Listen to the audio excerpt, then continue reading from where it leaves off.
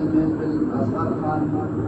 صوبائی چیئرمین جناب سکندر حیات خان شیرخواه صاحب، دلیل ہے جسے ماتا مقامات زمین دکھون دیوزین یونٹ کونسل دکھون و دلپاٹائی سپیکرو امدولو مشران اچھا مسئلہ والے ذاکر جی بزما بکر کوئی خبر خبر کنم تو ویسے پریلو کو دل اور ذاکر جی دلچسپی خبر وکړه دلیل جی خبر وکړه مردو کم کارونه چې شوي د کارونو موږ اړوند ذکر دا نه کوو چې کارونه خو صرف موږ ملي رهبر جناب افتاب احمد خان شیرپاو صاحب او صوبایي چیئرمین سکندر حیات خان شیرپاو صاحب دا د چا نه پټه نه ده چې کوم ځای کې پورې زموږ د مشر زموږ د کشر د دوی د لاس نه خفه کېږي دا اوس کسان کوم چې موږ منتخب کړي دي هغوی له قسم په خدای که موږ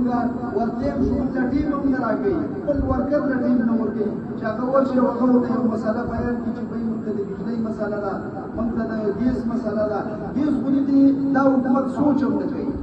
زموږ هم دا ذهن جوړ دی چې زموږ په علاقه کې که ګیس او د بجلۍ کار دا کارونه چې کوي دي هر سړی دې ته پته مه دی چې دا به ملي رهبر جناب افتاب احمد خان شیرپاو کوي دا به څوک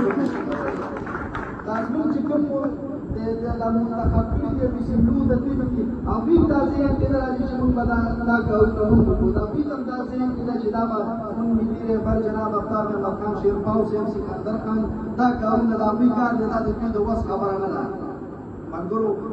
راغونډېدل مطلب دا دی چې موږ ټول یو موټی شو یو پیج باندې شو چې موږ خپل مشران کامیاب کړو انشاءالله چې زموږ بله مسله حل کړي هغه که د ولس وي که د پولیسو وي که بله مسله وي که د روډ وي که د بجلۍ که د ګیس وي که د ټیلیفون وي نو چې موږ هغوی کامیاب کړو موږ دا مسلې به حل کړو موږ د بل ور ټکو موږ زیم او شیرپاو دا یو هغه دغه خبره پښتو هغه دغه خوره وکړي دا موږ چې هلته خپل یونین کونسل کې پاس کوو وایي دا خو زموږ مین دغه دی خو هغه بس پته نه لګي هغه ټیم کې څه چل وشي سړی دوکه رادوکه شي په دې نوي پاکستان باندې موږ دوکه رادوکه کې نوې بدلوي نوې نه چې هغه زوړ یې راله لارې قابل یې تباه کړه دا خپل دا چې نور انشاءالله نه پوره کوي خو که دا یې پوره کوو زوړ پاکستان به هم راله وران کړي نو ملګرو ټول به راپاڅو په اتفاق اتحاد باندې که زه ځان له منډه وایم زه هېڅ هم نشم کولی که سکندر خان ځان له منډه وایي هغه څه که دلیل یې چې ځان له موږ هېڅ هم نشو کولی چې موږ په ټول یو موټی یو اتحاد یو اتفاق ماني اول سړی دا کار وګڼي چې یاره مثال دا زما کار دی دا به زه کوم نو انشاءالله چې نږدې ده او هواګانې مې انشاءالله رسېږي چې ډېره زر ده چې د دې خلکو نه به الله پاک د دې عذاب نه به موږ خلاصوي زه ستاسو د زیم د یونین کونسل د ټولو ملګرو زه ډېره شکریا ادا کوم مهرباني وکړئ چې موږ له تکړه تکړه سړي راکړئ چې موږ له به هر ځای ته ځان را رسوي موږ وروسته کښتۍ سوځلي دي به صرف دا کار هم دی ستاسو د قسم یې 12 بجې ماته ویل چې زه راورسېږم بیا راته وایي بیا به ما استعفا ورکړې دي خپل لږ نه نو موږ له تکړه تکړه سړي راکړئ د دغې لپاره د سوشل میډیا لپاره زموږ د سوشل میډیا نن سبا دور ټول د سوشل میډیا دی چې موږ په سوشل میډیا باندې خپل